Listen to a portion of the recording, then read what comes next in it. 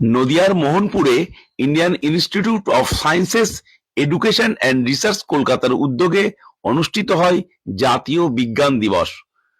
এ উপলক্ষে গতকাল তরুণ প্রজন্মকে বিজ্ঞানের প্রতি আগ্রহ করে তুলতে নানা কর্মসূচির আয়োজন করা হয়।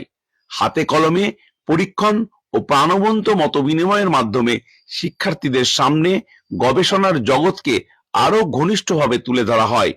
নানান জেলা থেকে শিক্ষার্থী, শিক্ষক ও বিজ্ঞান অনুরাগীদের উপস্থিতিতে গোটা ক্যাম্পাস যেন হয়ে ওঠে জ্ঞান বিজ্ঞানের এক মিলন মেলা। প্রদর্শনী কক্ষে মানুষের শরীরের নানান অংশের অবস্থান নিয়ে জানিয়েছেন অধ্যাপিকা অনিন্দিতা ভদ্র। বিভিন্ন রকমের কোষ তাদের মাইক্রোস্কোপে কিভাবে দেখতে লাগে এবং তাদের বিভিন্ন মডেল দেখাচ্ছি। আর চেষ্টা করছি প্রকৃতি সম্পর্কে ছেলে মেয়েদের উৎসাহ জাগিয়ে তোলা। আইআইটি খড়গপুরের অধিকর্তা সুমন চক্রবর্তী তার বক্তব্যে প্রযুক্তি ব্যবহারের দায়িত্বশীলতার কথা তুলে ধরেন।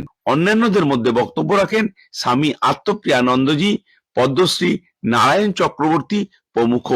অধিকর্তা সুনীল কুমার খারে জানিয়েছেন, We have started 2 new programs this year. One was BSMS in Computer and Data Sciences, which is all seats were filled, and people quite excited because it's age of AI and data science. So that was a good step for this region, for this IISER to take.